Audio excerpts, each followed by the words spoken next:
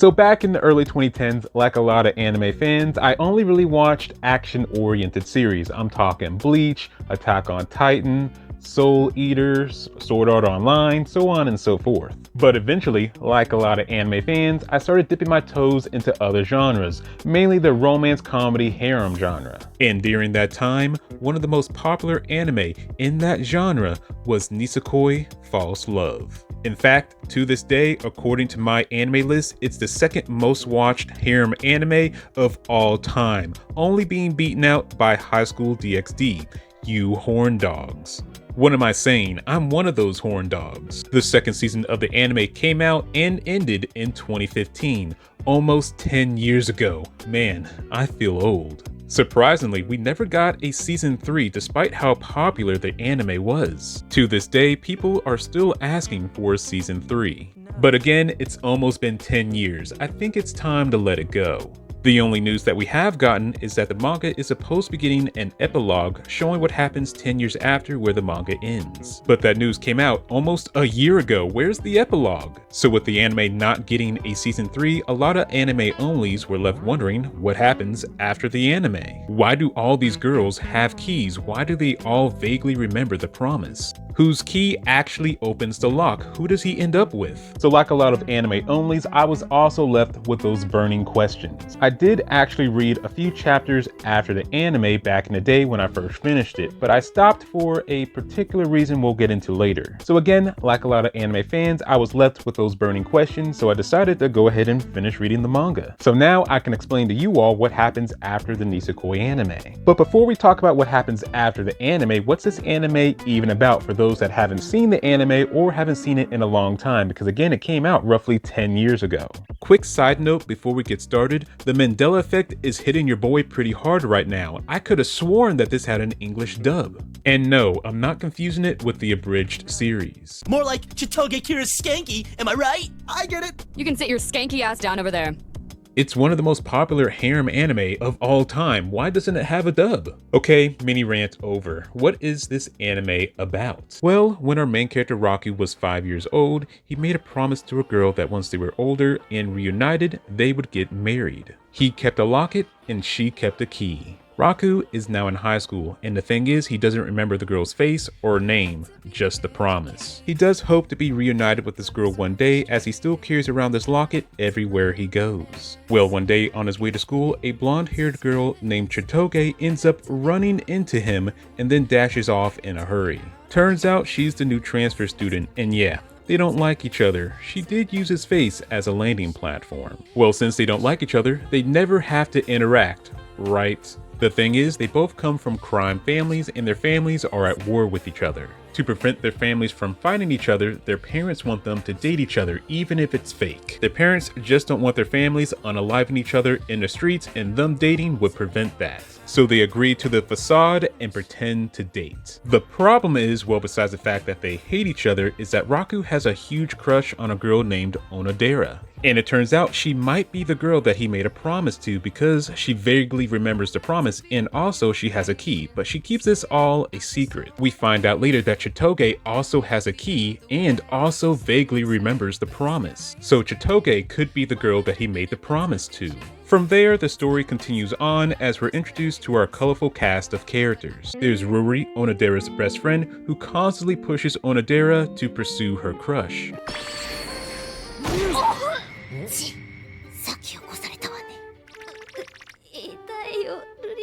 Shu, Raku's carefree best friend, who deduces very easily that Raku and Chitoge are in a fake relationship. Tsugumi, the tomboy bodyguard. She was my favorite back in the day. I wonder why.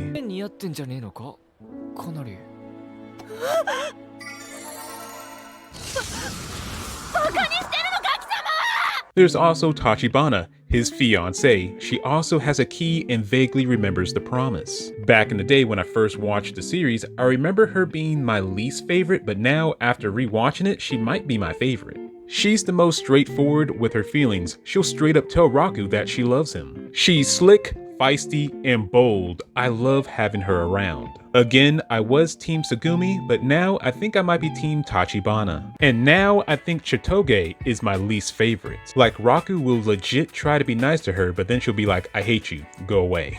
And he'll just sit there like, damn, I thought we were cool. I like my tsunderes, but Chitoge is a bit much. Admittedly, she's a lot better in season 2. We also get introduced to Onodera's little sister, Haru, who sees Raku as her knight in shining armor. Lastly, we have Raku's older sister, Yui, and yes, she also has a key. Hold up. Wait a minute. She tells the other girls that big sister is not gonna lose. Okay, let me quit scaring y'all. They're not blood related, but they are close like siblings. So now that I've jogged your memory about what this anime is about and what the characters are like, let me go ahead and explain what happens at the end of the anime. I'm gonna cover what happens at the end of season 1 and at the end of season 2, and then we're gonna get into what happens in the manga. First off, what happens at the end of season 1? So Chitoge asks Raku if they were actually dating and not fake dating, does he think that they would work out? He doesn't realize that she's being serious and answers her as if they're doing their normal back and forth and basically says, Nigga, hell no! Huh? He really starts laying into her like, yeah, you're not my type, you're violent, you're not sweet, so on and so forth. You fat, you ugly, and you stink, monkey. Shut up with your ugly ass. She gets legitimately hurt by his answer. But I don't feel bad for her. Literally, like a minute beforehand, he was like, hey, you know what? Things aren't as bad as they were at the beginning. I'm really starting to warm up to you. How do you feel about me? Chitoge just tells him she hates him, so I don't blame him for his answer. But either way, she's hurt by his answer and starts acting distant. He confronts her like, hey, what's up? You good? Did I do something? She basically tells him to leave her alone. They're not really a couple, so back off. It's like, dang, I'm just worried about you. He goes to confront her one more time. But she just tells him off once again and says that she's done pretending and wants nothing to do with him. He's like, fine, I hate you too. But by the end, they end up making up. She even apologizes for her terrible behavior and asks for forgiveness. Now that's what I'm talking about. She also admits to herself that she's in love with Raku. So after revisiting season 1, I gotta say, I think I might have enjoyed it more this time around than I did the first time 10 years ago.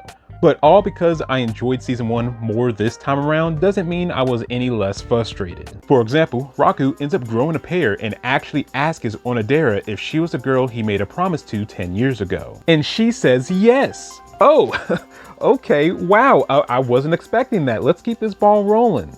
But then she backpedals and says, I think I am. She's not certain because her memory is also fuzzy. Then she tells him, I hope I am that girl. If that's not a confession, I don't know what is. But before we could try his key and her locket, one of their phones ends up going off. And they're like, okay, we'll pick this up later. But do they? No. I mean, later on in the same episode, they end up riding the train together, so they could definitely try the whole key and lock thing right then and there, but for some reason don't. Like I said, frustrating. Another example is that Raku and Chitoge decide they want to try opening the lock using Chitoge's key. Right when we're about to find out if she's the girl he made that promise to, the key breaks in the locket.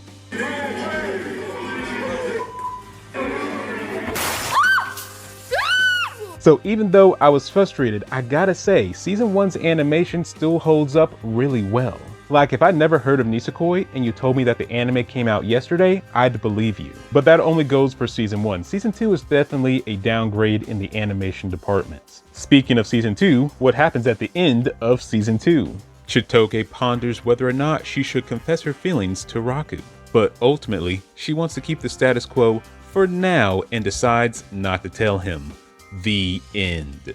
Yeah, that's how the anime ends, pretty lackluster. For those that don't remember, overall season 2 is pretty episodic and a lot more comedy driven. None of the characters really change or grow in season 2. Well, I take that back. Raku's best friend Shu does get some development, which was nice to see. Season 2 felt like it was just spinning its wheels, making sure the story didn't progress. At the beginning of the season, Raku does end up getting his locket back after sending it off to get repaired. Because if you remember, Chitoge's key broke in it. But the repair guy couldn't fix it, so it's still broken, which means they can't open it, giving the story a reason to spin its wheels. But I digress. You guys didn't click on this video for a review of the anime, you came to find out what happens after the anime. So let's get into it. What happens after the Nisekoi anime? And if you're enjoying the video, please like and subscribe. It would mean a whole lot to me. It lets me know you want to see more videos like this one. So the Nisikoi manga is 229 chapters long. The anime covers up to around chapter 100, so we roughly have a little more than 2 anime seasons worth of content to cover. The anime does end up skipping a few chapters, for example chapter 99 where Tsugumi ends up losing her monster strength because she accidentally took some weird medication. But we're not going to cover the skip content here because we already have plenty of content to cover. But hey, if this video does well enough, maybe I'll make a video covering the content that the anime skipped. Let me know in the comments if you guys want to see that. But without further delay, let's get into what happens after the Nisekoi anime. Well, it's time for another festival. In the first season of the anime, it was a temple festival, but this time around it's the summer firework festival. Onodera's little sister, Haru, ends up overhearing Shu talk about how Raku's and Chitoge's relationship is fake. So Haru has a better understanding of the whole situation and feels silly for the way she's been treating Raku. This and that happens, and Raku and Haru end up actually spending a majority of the festival together. Some fans have argued that Haru is actually the best match for Raku because they have the most in common. While the fireworks are going off, Haru decides to ask Raku if he's the guy that saved her from getting harassed. He lies and says no, that was a friend of mine. Whether he's telling the truth or not doesn't matter to her anymore because she recognizes that she's falling in love with him. But she has picked up on the fact that her sister is also in love with Raku, so she decides that she's going to let her feelings go. But that's easier said than done. She then has the thought of, hey, if Raku and my sister get together, then it'll be easier for me to let go of my feelings. So she tries to set up a date for them, but it doesn't go as planned and she just ends up falling for Raku even harder. Onodera ends up catching feelings for Tsugumi, but it's only because of a weird medication she accidentally took. Tsugumi ends up making a move on Raku, thinking that she's also under the influence of this weird medication, but then she snaps out of it. We get an interesting few chapters where Raku gets roped into pretending to be Rui's boyfriend, so that way her grandfather will stop nagging her. They find out he doesn't have a lot of time left and come clean about pretending to be a couple. This is actually a really good story arc and gives Ruri some much needed character development. We skip ahead a few chapters and now we are being introduced to Raku's older sister, Yui. But she's actually not his sister, but a close childhood friend that's like a sibling. We find out that she's actually the Dawn of the Chinese Mafia and is going to be Raku's new homeroom teacher. He's like, wait, hold up, you're only 2 years older than us, how are you already a teacher? Well, she's just super smart and skipped a few grades. We also end up finding out while she's in Japan, she's going to be living with Raku. Once home, he decides to ask her why did she choose to teach at his school. She's like, if you haven't figured it out yet, then I guess you still have some growing to do. And of course, she takes this opportunity to tease him a bit. Later that night, he ends up finding out that she also has a key. Since Yui is older, she has a better memory of what happened back then. In fact, she reveals that they all used to play with each other. But she claims she doesn't remember anything about the promise. But later that night, she confesses to Raku that she remembers more than what she let on. She tells him that she's not going to tell him who he made the promise to. Basically her way of saying that it doesn't matter.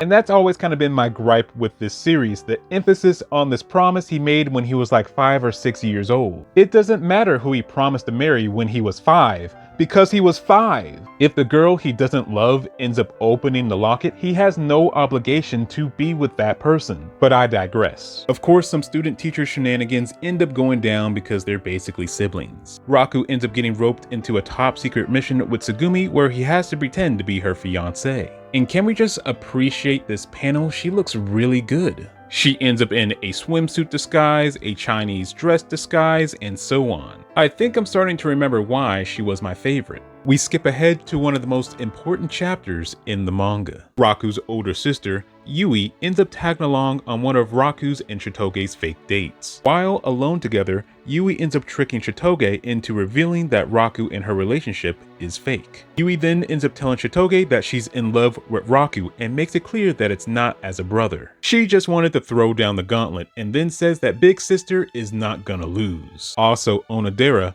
and Ruri end up overhearing all of this. Let's do a quick recap. There are 4 girls with keys that are all in love with Raku. There are 2 girls that don't have keys but are also into Raku, and then there's Ruri, who isn't into Raku like that, but understands why the other girls are after the situation with her grandfather. It's confirmed that they all used to play with each other when they were younger. Yui knows more than what she's leading on, but doesn't want to spill the beans. So we're still left with the big questions of why do they all have keys, Who did he make the promise to, and what's in the locket? Let's continue our journey with the manga to find out. From this point on, the girls fight even harder for Raku. Or at least that's what I want to say. For the most part, the status quo stays the same. Tachibana decides she wants to try the strategy of playing hard to get, but it pains her to give Raku the cold shoulder. Thing is, it actually starts to work, but she's not able to keep up the charade for long and accidentally ends up breaking his neck. As time goes on, Shitoge starts becoming more comfortable with her feelings towards Raku. It's now time for the culture festival where their class is doing a cosplay cafe. Haru ends up winning a beauty contest that happened during the festival, and her prize was a dance with Raku.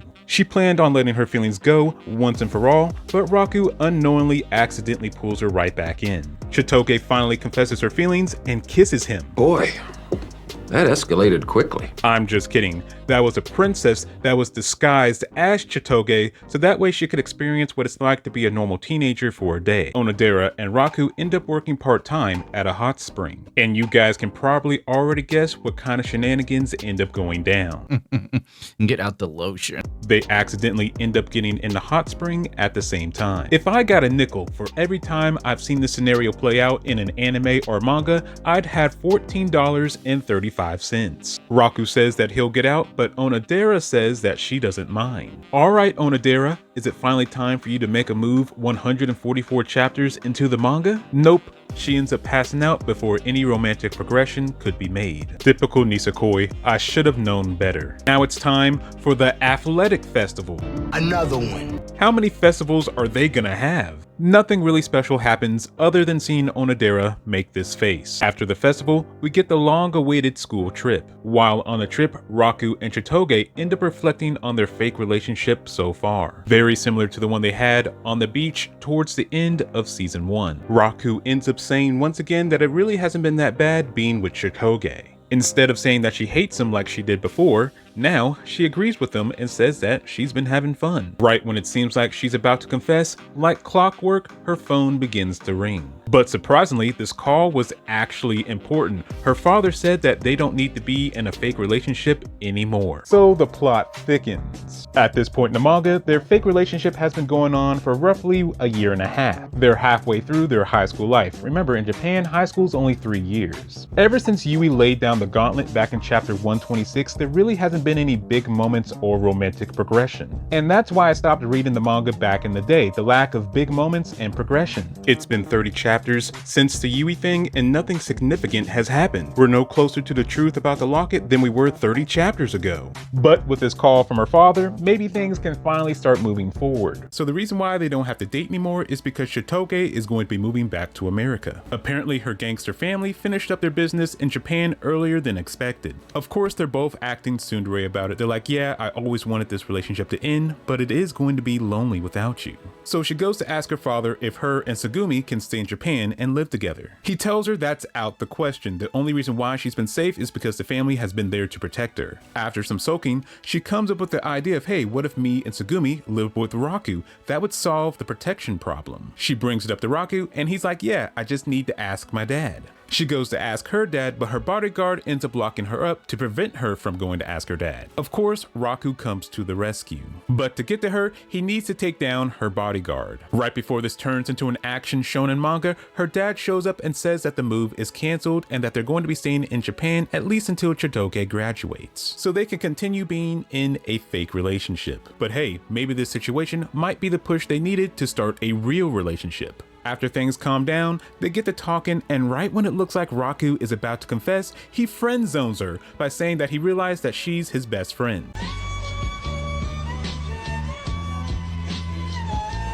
So the status quo stays the same once again. Onodera ends up finding a few more pages of the picture book in her closet. I forgot to mention earlier that there's this children's picture book that seems to be connected to the locket and keys. The missing pages say that there are engagement rings inside the locket. Since Onodera had a few more pages, does this mean she was the promised girl? With this new information, Raku decides to go to a new locksmith to try to get his locket fixed. The locksmith says that he'll be done looking at the locket by the end of the day. In the meantime, Raku and Onodera go on a mall date. Of course, Onodera ponders whether or not she should confess to Raku now rather than waiting to see if the locket can be fixed. Right when Raku is about to confess, the Christmas lights distract him. And right when he's about to try again, Onodera's phone ends up going off. The status quo stays the same once again, but at least she got to hold his hand 168 chapters into the manga. I don't know about you all, but I'm starting to get a little tired of the manga kind of going around in circles and constantly resetting the status quo. Characters pondering about confessing but then never do. When characters do try to confess, something distracts them. Big events will happen like Chitoge about to move, but then the status quo is still the same by the end. They'll get new information about the locket only to get stonewalled again. It's getting old.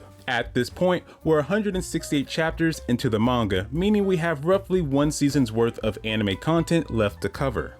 So I'm gonna try to stick to the most important story bits from here on out. Hopefully the story starts to pick up. If y'all remember, Yui is the dawn of some kind of Chinese organization, and she just got a marriage proposal. She has 1 week to decide between Raku or this new guy. So this leads us into one of the most important moments in the manga. Yui builds up the courage to tell Raku that she loves him, not as a brother, but as a man. She lets him know that she's not joking and that she's always been in love with him and wants to spend the rest of her life with him. She goes on to tell him that she knows that his relationship with Chitoge is fake and asks him how does he feel about her. She tells him she doesn't need an answer right this second, but she'll be waiting. Well, it doesn't take him that long to respond. He tells her he only sees her as a sister. She accepts her rejection with dignity, but later that night she does end up going to his room, and I don't think I can say or show what happens next. Finally, some real progression. Isn't it funny the last real progression we got also involved Yui back in chapter 126? Now we're on chapter 179. So Yui has been removed, leaving these 5 lovely ladies. Who's he gonna choose in the end? Let's continue on to find out. Yui reveals another piece to the puzzle, and that is that she's not the girl he made the promise to. Then it's revealed that the marriage proposal she got was a lie.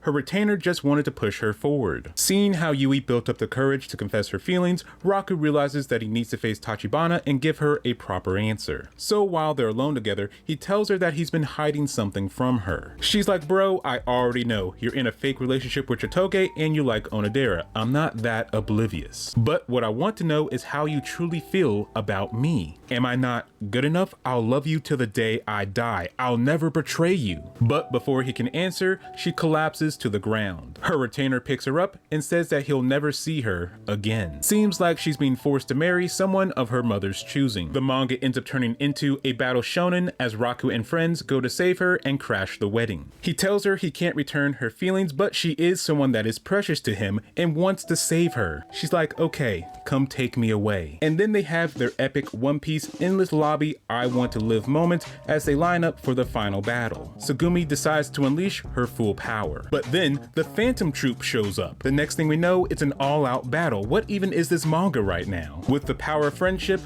I need you to throw me, say it! they're able to escape. Then her mom gives her blessing and says that Tachibana can do whatever she wants. So of course she decides not to marry this random guy, but she is sick and will still need to go to America for treatment. So this is goodbye for now. Wow. As soon as I said I was getting tired of the status quo, the manga decided to pick it up. I enjoyed the Yui confession and the Tachibana wedding. We have around 35 chapters left, so let's hope the manga keeps the ball rolling. Before leaving for America, Tachibana tells Raku that she loves him one last time. Now it's down to these 4. Oh, let me quit playing. We know it's down to Onodera and Chitoge. Raku starts to become more aware of his feelings for Chitoge. Maybe he doesn't see her as just a best friend after all. In fact, he admits to himself that he actually does have feelings for Chitoge. He then realizes that she might have feelings for him too. Now it truly is between these two. But it's time for Haru to get some closure. She tells him that she's known for a while that he's the prince that saved her. She confesses her feelings, but she already knows that she doesn't stand stand a chance and is now ready to move on. It's now time for Tsugumi to get the spotlight. Raku and Chitoge end up revealing to Tsugumi that they've been in a fake relationship this entire time. I forgot that Tsugumi didn't know. She's like, well, since they're not actually dating, I can shoot my shot. So she decides to start dressing a bit more feminine to catch his attention. This and that happens, and Tsugumi realizes that she is in love with Raku. She goes to ask Chitoge one last time if she actually has feelings for Raku before she makes her move. Chitoge ends up coming clean and says yes, she's in love with Raku. So Tsugumi goes to tell Raku how she feels, but she covers his ears so he can't hear her. I wish we could have got a better conclusion for Tsugumi, but I'm glad we got one at all. Now it's time for Rui to get some attention. Seems like she's been having dreams about marrying Shu, and she's not quite sure how to process these feelings. But in the end, she ends up realizing she likes the guy. Alright, we're in the end game now. We got all the other relationships out the way, so now we can focus on Chitoge and Onodera. Who's gonna win? Let's continue on. Chitoge ends up overhearing Onodera say that she's been in love with Raku for a while. She then overhears Shu say that Raku likes Onodera. After that, Chitoge just kind of disappears. Turns out she ran away to be with her mom in New York. She didn't want to get in the way between Raku and Onodera. Chitoge's mom ends up revealing that Raku's mom is the one who wrote the picture book, and she can set up a meeting with Raku's mom. So she does. Chitoge goes to meet Raku's mom, but it doesn't really feel all that impactful. She's like, yeah, I wrote the book, but I'm not going to tell you anything else. If you want to know more, you're gonna have to go to the place you guys all played together, the Tengu Plateau. Raku ends up getting the locket fixed thanks to Yui, and then they all end up heading to the plateau. Tachibana comes back and reveals that she remembers everything from back then. She's always known that she wasn't the promised girl. Once Onodera and Chitoge are at the plateau, their memories start to come back. They all loved the picture book back in the day, and Yui knew somebody that could make a replica locket and keys. So she had them made. They give Raku the locket and they're like, okay, who would you want to marry? He's like, Chitoge. Why not? So Chitoge ends up with a key that can actually open the locket. But later on, while talking to Onodera, he's like, actually, I like you. So she's the girl he made the promise to. Chitoge ends up overhearing this and knowing the truth ends up giving the real key to Onodera. Then they all promise to meet again in the future one day. So the truth has been revealed. The mystery has been solved. The reason why they all have keys is because they liked this picture book and had replicas made. The reason why they all vaguely remember the promise is because they were all there when the promise was made. And now we know the person he made the promise to and the person who has the real key is Onodera. How's it all gonna play out? Well, we got 7 chapters to go. Chitoge, why are you crying? It's a promise he made when he was 5. It's still anyone's game. I completely forgot the bodyguard didn't know that Tsugumi was a girl this entire time, so when she reveals it, it got a laugh out of me. To my utter surprise, Ruri ends up confessing to Shu. Now comes the moment we've been waiting over 200 chapters for. Onodera finally confesses her feelings to Raku. He's left speechless. All he can do is cry. He says he's always liked her too, but it's different now. Onodera gives him the key that's able to open the locket and tells him to go after Chitoge. He opens the locket to find 2 rings and 2 letters. One letter was one he wrote to himself when he was a kid, basically saying that he hopes that he's making delicious food. And the one that Onodera wrote basically says, I hope you still like me because I know I'm still going to be in love with you. So he ends up finding Chitoge and confesses his feelings. She accepts and confesses too, but they can't physically be together right away because she has career plans. So life goes on. We cut several years into the future. Raku is now the boss of the Yakuza and is now preparing for his wedding with Chitoge. Chitoge's father has retired, so now the butler bodyguard is now the leader of the gangsters. Ruri and Shu are now together, but not married yet. Haru is now working as a pastry chef. Tsugumi is now a model. I always thought she looked the best. Seems like Yui found a man and is going to be starting a family of her own. Tachibana is on the hunt to find a man that's even better than Raku.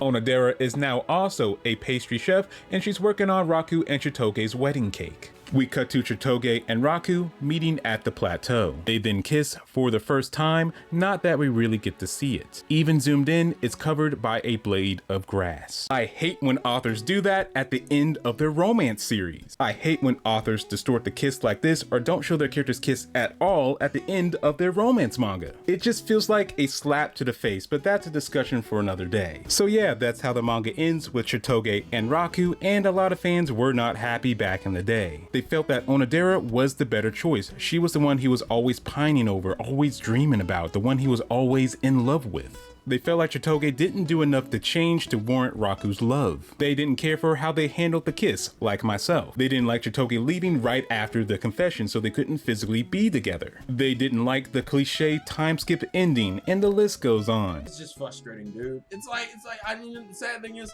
I still like Nisikoi. I hate it because I gotta watch one of my favorite characters cry because of some bullshit. The series had a lot more potential. You created characters that could have worked. It feels like a show that had a lot more potential and did so little with it that it's just kind of depressing. That's how fans felt back in the day, but how do I feel about the ending? It could have been handled better.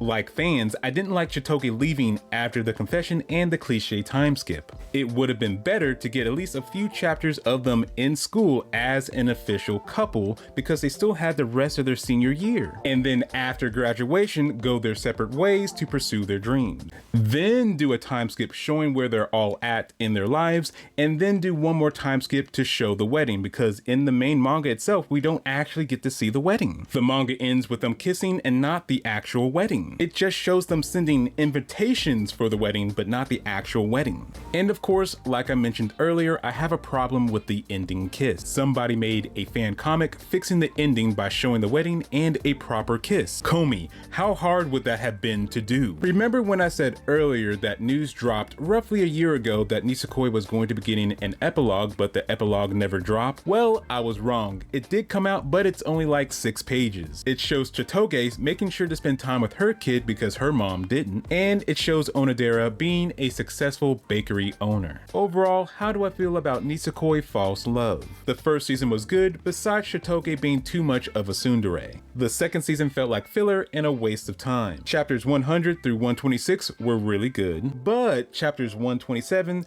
through 171 just felt like the manga was spinning its wheels. And then from chapters 172 to the end of the manga, it was good other than the way they handled the end of the manga.